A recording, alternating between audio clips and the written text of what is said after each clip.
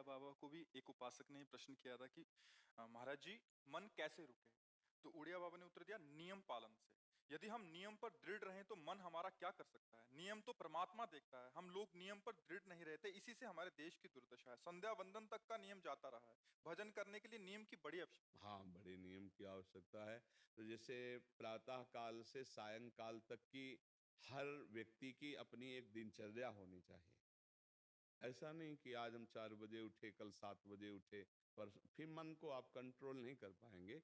मन के लिए एक दिनचर्या होनी चाहिए कि हमको 10 बजे सोना है, 4 बजे उठ जाना है, तो फिर 4 से सवा 4 नहीं होना चाहिए। 4 बजे उठ जाना, ऐसा नियम बना लें और उठ कर के हमको थोड़ी देर नाम जप करना है, थोड़ी देर हमें वाणी जी का गायन करना है, थोड़ी देर हमें ध्यान, एक अपनी दिनचर्या, फिर हम अपने संसार के कार्य के नियम, जो संसार के कार्य हैं, उनको भी करते हुए भगवान को समर्पित करें। जैसे जो पद में है, जो आपको राष्ट्र सेवा मिली है, जो आपको समाज सेवा के पद मिले हैं या आपको जो घर की सेवा के कार्य मिले हैं, उनमें बहुत धर्म पूर्वक आचरण होना चाहिए। अगर आप अधर्म आचरण करते हैं, अपने पद का दुरुपयोग करते हैं, तो आप सुबह जग करके थोड़ा माला चला लीजिए, फिर भी आपका कल्याण नहीं होगा। क्योंकि आप अपने पद का, अपने सेवा का दुरुपयोग कर रहे हैं। जैसे हम जानते हैं कि अधर्माचरण है, ये अधर्मी है। हमें पता है दोषी है और वो हमको कुछ धन दे देता है और हम उसको मुक्त करवाने की बात सोचते हैं और जो निर्दोष है उसको फंसा देते हैं। अब तुम चाहे जितना माला चलाने की कोशिश करो या दान पुण्य करो, वो तुम्हारा अधर्म आचरण, वो अधर्म का धन तुम्हें सतमार्ग में नहीं जाने देगा।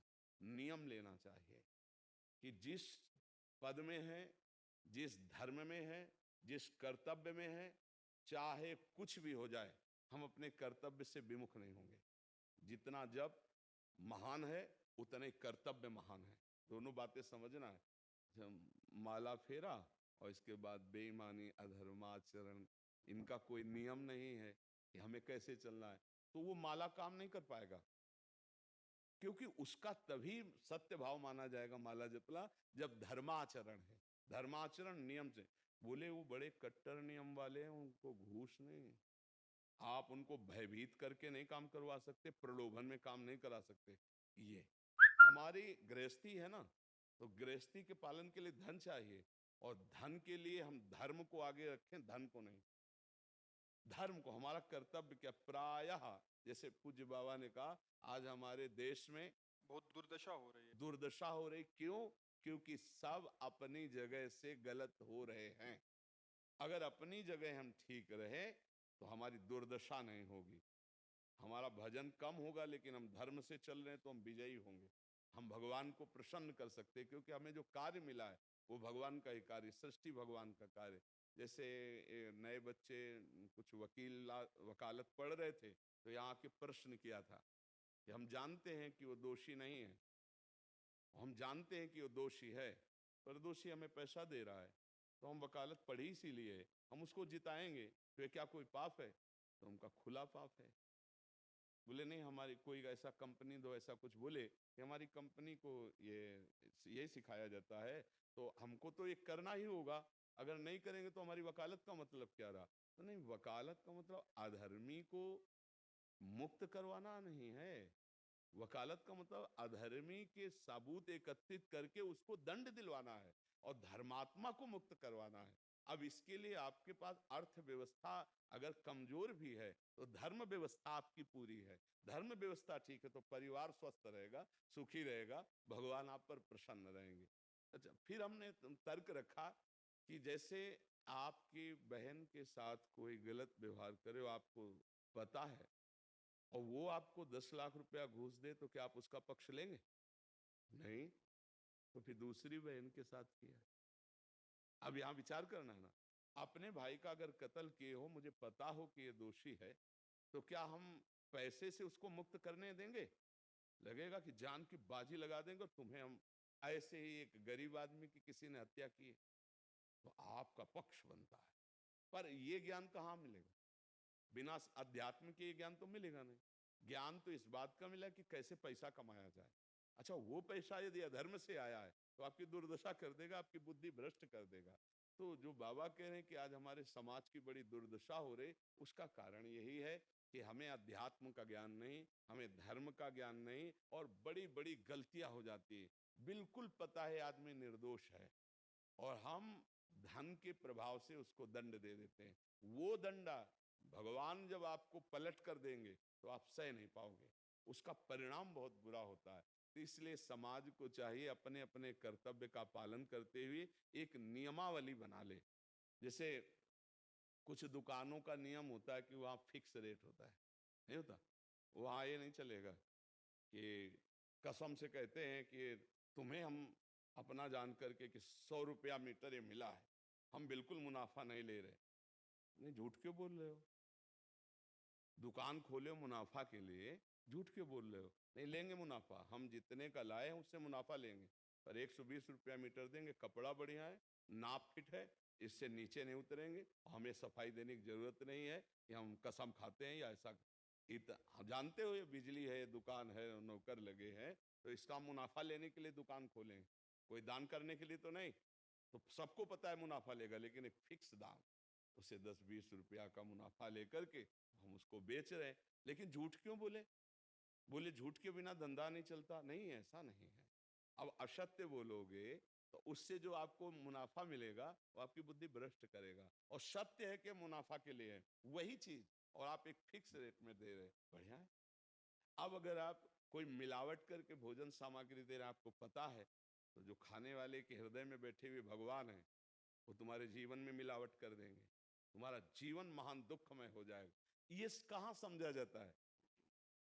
एक आदमी सिंथेटिक दूध बना रहा है, उससे कहो ये अपने बच्चे को पिलाओ, नहीं पिलाएगा। फिर ये दूसरे का बच्चा जब पिएगा तो उसकी हालत क्या होगी? दूसरे शरीर में जाएगा तो हालत क्या होगी? वो केवल धन की बुद्धि रखता है। एक आदमी घी में केमिकल मिला रहा है, एक ऐसे अभक्ष पदार्थ मिला है, वो स्वयं नहीं खाएगा, लेकिन वो होटलों में भेजा जाएगा, हजारों लाखों लोग खाएंगे, बीमारी बढ़ेगी, उसको रुपया से मतलब है। ये चीज, ये दुर्दशा हर जगह धर्म का ज्ञान न होने के कारण फैल रही, नहीं फैल रही। एक मरीज बीमार है, असली दवाओं में पैसे ज्यादा है, नकली दवा लेकर के असली के दाम में बेच देना, उसको बिल्कुल फायदा ना होना। लेकिन परमात्मा देख रहा है, तुम जानते हो नकली दवा है, वो तो नहीं जानता बेचारा, ज्यादा पढ़े लिखे नहीं, किसान आदमी गांव का आया है, तुमने दे दिया, और उसने पैसा दिया असली के। अब वो पैसा तुम्हारी बुद्धि भ्रष्ट करेगा, तुम्हारे परिवार में कलह पैदा करेगा और तुम्हारा पतन कर देगा।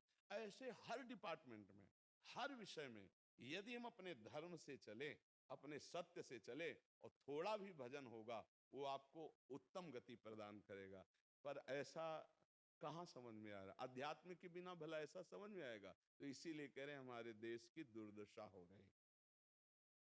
पूर्वजों में पहले ये था कि हमारा धर्म नहीं जाना चाहिए चाहे प्राण चले जाएं, हमारा चरित्र नहीं जाना चाहिए चाहे सर्वस्व नष्ट हो जाए। आज इसकी कोई परवाह नहीं, तो उसी से बुद्धि भ्रष्ट हो जाती है, जीवन एक पशुवत आचरण वाला हो जाता है, और वो अपने को बड़ा सुखी समझने लगते हैं कि हमारे पास बड़ा वैभव है। लेकिन प्यारे, उस दिन को याद करो जिस दिन तुम्हारा आखिरी समय होगा, ना तुम्हारा फार्म हाउस जाएगा, ना महल तुम्हारा जाएगा, ना बैंक बैलेंस जाएगा, ना कोई व्यक्ति, और ना ये शरीर। अब तुम्हारे कर्म तुमको भोगवाएंगे। उस समय की कौन याद करता है? अगर उस समय की याद हो तो भय लग जाए कि नहीं नहीं, पाप नहीं करूंगा, क्योंकि जाना है यहाँ से। अच्छा, कब जाना है कुछ पता नहीं है, किसी भी समय ट्रांसफर हो सकता है इस शरीर से। तो हमें लगता है कि महापुरुषों के जो वचन है कि हमें एक नियम से जीवन जीना चाहिए, धर्म पूर्वक जीवन जीना चाहिए, अपने कर्तव्य का पालन करना चाहिए। जो हमारे लिए कर्तव्य, आज प्राय धन प्रधान बुद्धि होने के कारण कर्तव्य स्वभाव हो रहा है। एक विद्यालय में विद्यार्थी के लिए जो गुरु पद में बैठा है, उसका क्या कर्तव्य है? वो अपने कर्तव्य को भूला हुआ है।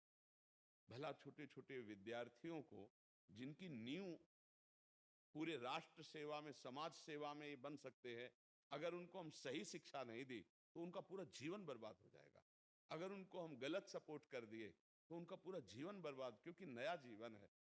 और जगह जगह अपने अपने कर्तव्यों का यदि पालन किया जाए तो पूरा समाज सुखी हो जाए। लेकिन कर्तव्यहीनता आ रही, कोई अपने कर्तव्य को नहीं समझ रहा है।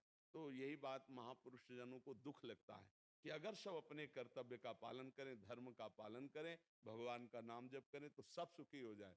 सुख सब चाहते हैं और आचरण दुख वाले करते हैं, इसीलिए सुख नहीं मिल रहा है, परिणाम में हमें दुख मिल रहा है।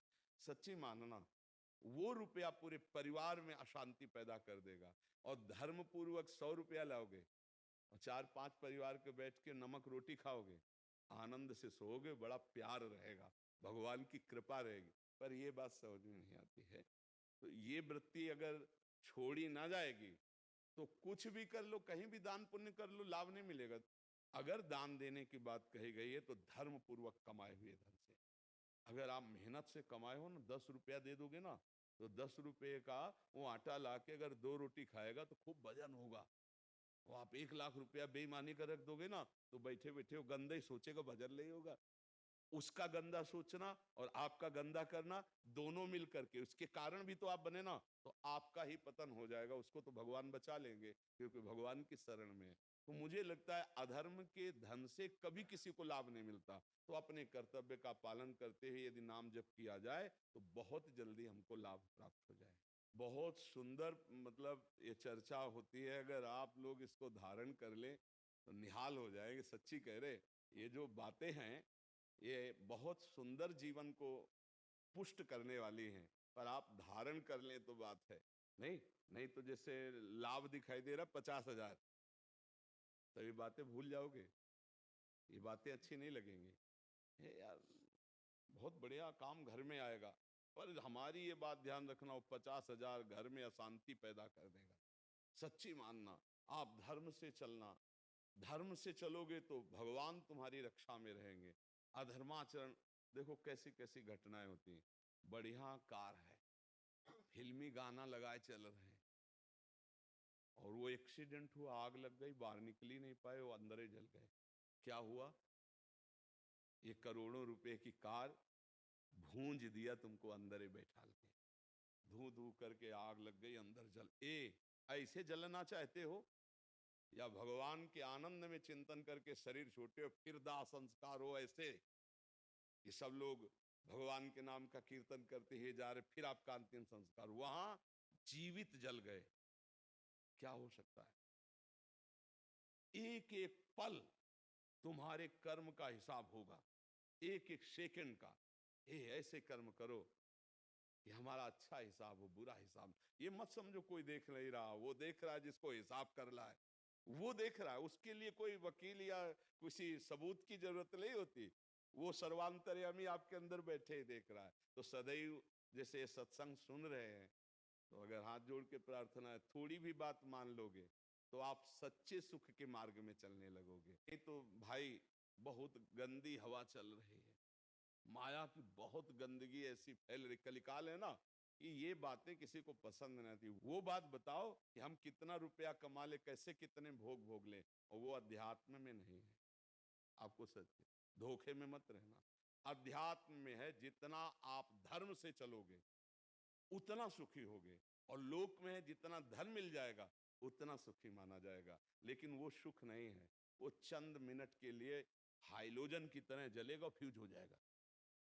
और धर्मात्मा दीपक की तरह जलेगा, पर बहुत काल तक चलता रहेगा।